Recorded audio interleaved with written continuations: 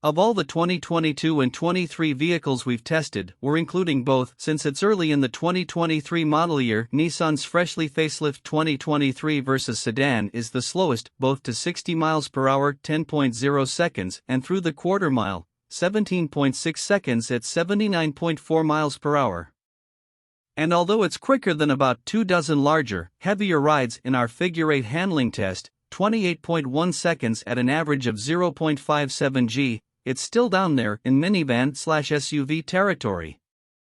You might expect us, then, to deliver a harsh verdict on this budget-friendly subcompact, but we won't because, truth be told, we like nearly everything about the Versa SR save its sluggish acceleration and its key fob. Pokey though it may be, the Versa is also ruthlessly fuel efficient, and its sticker price, which is less than half of this fall's new vehicle average transaction price, and that's for the top-of-the-line Versa model we tested, is a reminder that new car buyers on a budget need not travel in steerage. The Versa has been either America's least expensive car or something close to it for decades, with the 2023 iteration starting at $16,825.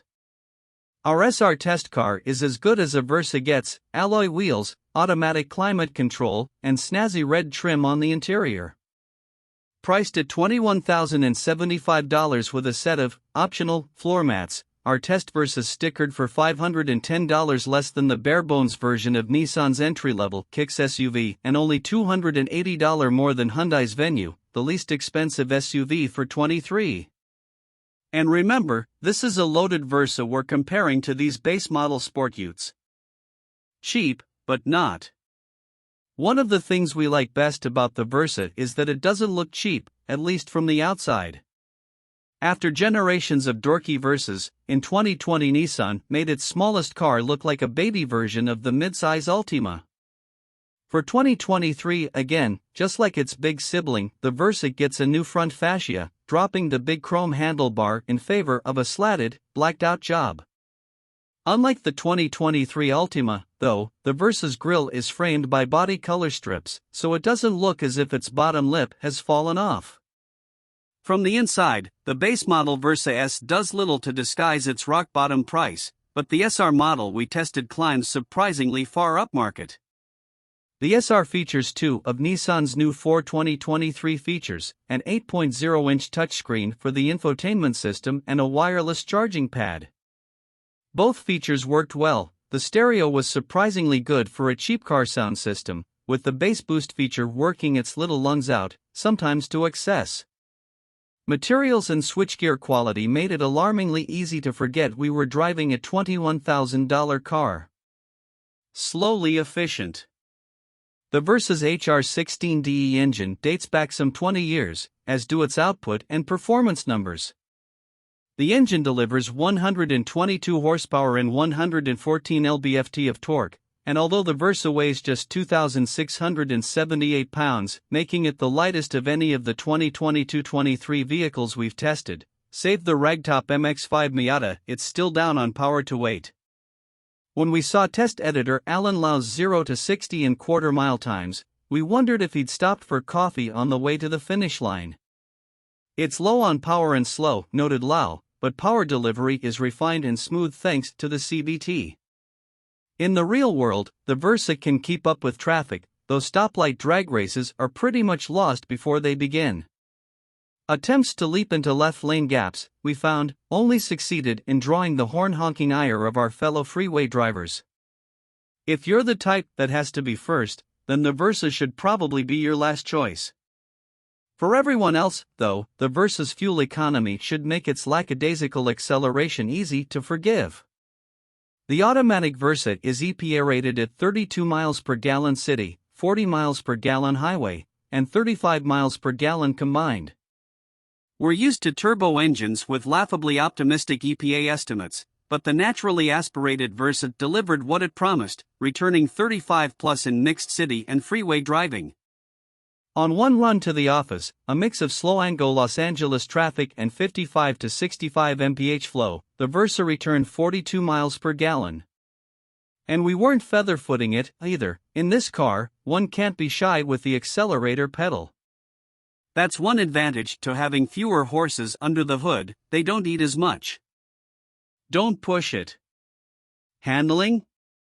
After running the Versa through our figure 8 course, test editor Chris Walton reported, it's about as lame as you might expect. Barely enough power to keep the tires howling on the skid pad and very little acceleration across the middle. Turn-in is rather good, and it does hold a line without much steering input. The brake pedal feel is quite good and it's easy to stay out of the ABS, but that's because it's going so slowly. Back on public roads, we didn't see much point in pushing the Versa hard. We found that the steering lacks feel, but the car tracks straight and true on the freeway. The ride is surprisingly comfortable and cabin noise only becomes an issue at higher speeds, attributes that we're pretty sure will be more important to budget-minded Versa buyers than its skid pad grip, which, by the way, is a respectable 0.85 G. More than palatable enough. In terms of advanced features, the Versa is reasonably up-to-date. All Versas get power windows, locks, mirrors, and steering. Yes, you have to think about those things in an entry-level car, plus cruise control, air conditioning, and forward collision warning with automatic braking. Android Auto and Apple CarPlay, though not standard, are available as part of a low-cost package on the Versa S, and are included in SV and SR models. SVs and SRs also get a blind spot warning system, and our SR even had adaptive cruise control. Oh, and that key fob that annoyed us?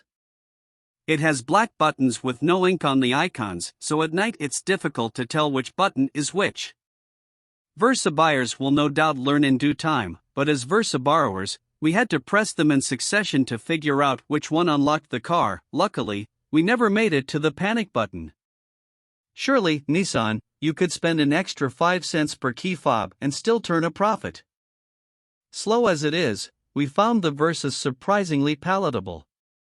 It's roomy enough in the front seats, habitable in the back seats, and has a generous trunk.